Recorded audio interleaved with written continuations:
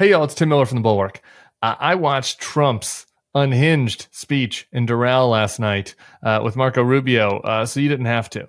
And I want to show you something about Trump's speeches that I think is missed from the other media coverage of this. Because when Trump goes out there and he's sweating and he's, vamping for an hour and a half, there really are two Trumps. There is the disgusting and the despicable and the erratic stuff you've seen on social media. But then there's also this like very savvy lizard brain Trump that's almost gleeful.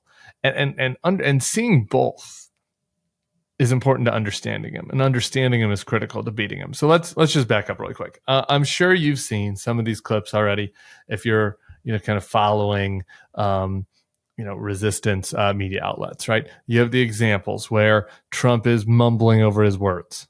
Mothers will never again be forced to watch their children overdosing and hospitaling.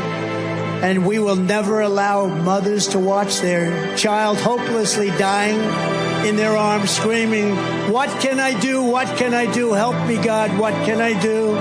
We are a nation whose once revered airports are a dirty, crowded mess.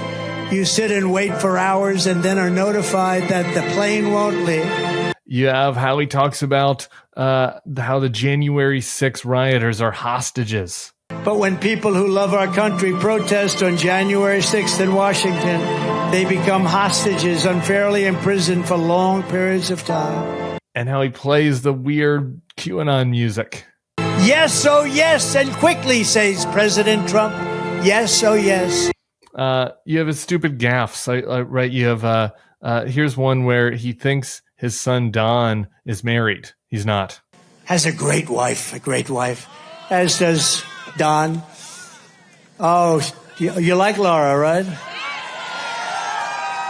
And then you have him admitting his ignorance. He brags he didn't even know what NATO was as he's out there trying to unravel it and trying to undermine this alliance that's been so critical to our safety. I didn't even know what the hell NATO was too much before. And he also lies so much. I'm not even going to show you the clips. We all know that he lies. But to sum it up, here's how my friend Brian Tyler Cohen, who I do a show with over on his YouTube page, here's how he described it. Tonight at his rally, Trump said he told NATO allies he wouldn't defend them against Russia. No, I will not protect you from Russia. Praised Hannibal Lecter, a fictional cannibal. Did you ever hear of Hannibal Lecter? He was a lovely he would love to have you for dinner. He will take you. You had many people for dinner. Well, we have a lot of people coming in. Promised to appoint a Project 2025 leader to his administration, promised to round up immigrants into mass detention camps, said he didn't know what NATO was when he was president, praised the Supreme Court for giving him criminal immunity, promised to pardon January 6 insurrectionists, praised a self-described white nationalist, played QAnon music. This all deserves more media coverage. Agree. The mainstream media has utterly failed in covering Trump's insane speeches. They're so used to it. They've been like frogs boiling in water. It's like, oh, I guess Trump did the QAnon music again, so we're not going to talk about it. Obviously we've been talking a lot about what's happening on the Democratic side for the last week or two, but just scroll down our feed. You can see all the times I talked about Trump and his just traitorous defense of the January 6 rioters and how despicable it is. And we need to keep talking about it all the way to November. But here's the thing, like that stuff, those clips I just played, what Brian's talking about, that is all very important. The media must cover it. Those guys are doing the Lord's work. We're doing the work to make sure people see it. But that only makes up like 5 minutes of the speech, right? He's talking for a long time. And seeing the rest of the speech, I think that sometimes we're in this bubble where like you only see the worst clips of Trump, and the media really kind of sands down his edges, so you only see a couple of other different clips from Trump, and then that's it.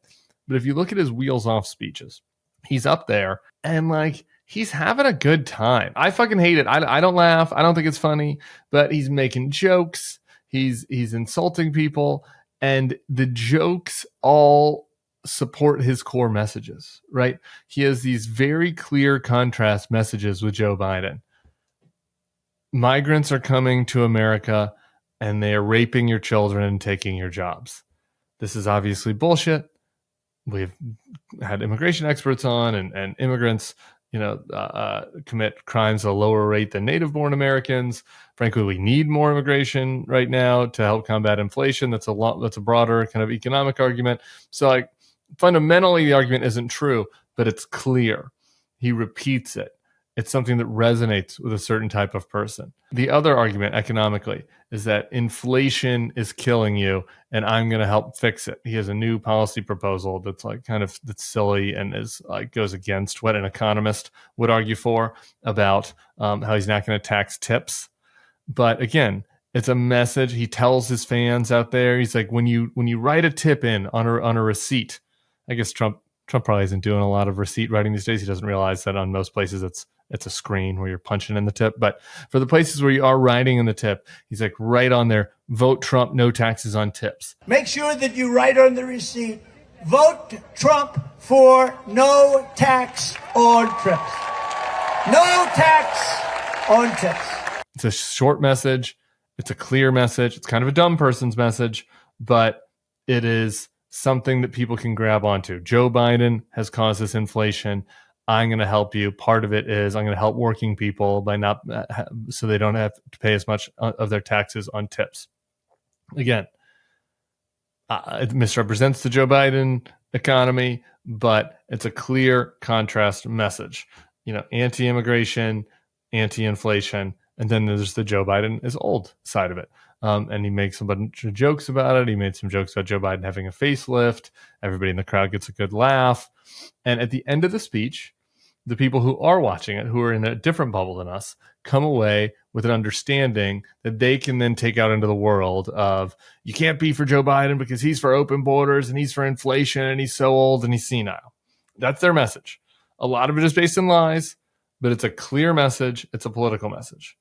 And I think that this is something that some people who maybe have been frustrated about complaints about what is happening on the Democratic side are missing. I'm in a help me help you situation. Help me help us is maybe a better way to put it. The Biden-Harris team needs to have a clear message and contrast against Donald Trump. He offers so much. I've mentioned Harris, the prosecutor against the criminal. Boom, easy message. For Harris, you could have a woman protecting your freedoms versus an old fatso that is trying to take them away. Boom, that's an easy contrast message.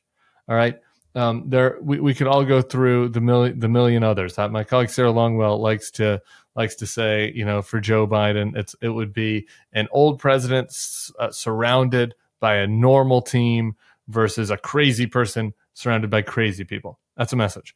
That is missing a little bit from basically everything that has been coming out of the president over the last 2 weeks. There's some talk about his record and all that. And obviously we've been very defensive of his record in a lot of ways on here, but the proactive message is absolutely needed from right now, July 10th through the election. And there needs to be a candidate that can deliver it, because just looking over at Trump and only seeing the gaffes and the goofs and the derangement and the weird Hannibal Lecter obsession, misses the forest for the trees a little bit. Like, he is all those things. We should talk about all those things. We should play those clips. You should post them on your TikTok. We should make fun of Trump. But there's the other part of his speech is what's resonating with a certain group of people that Joe Biden or whoever the Democratic nominee is going to have to win over to win in 2024 like they did in 2020. Okay, that's it. We've got a bunch more this week. I will be continuing to monitor Donald Trump on the road. We will have so much on the RNC convention next week, and we'll go over that shit show with a fine-tooth comb. So we'll see you all there. Subscribe to the feed. Thanks so much. Peace. Hey, if you like this video and our content, I'd love for you to become a Bulwark Plus member. You get bonus podcasts, you get bonus newsletters, you get bonus takes from me that maybe don't come up on the YouTube feed. You can try it out for free at thebulwark.com/free trial. The link is below in the description. We'd love to have you as a member of our community. We have great commenters and great opportunities for people who want to protect democracy.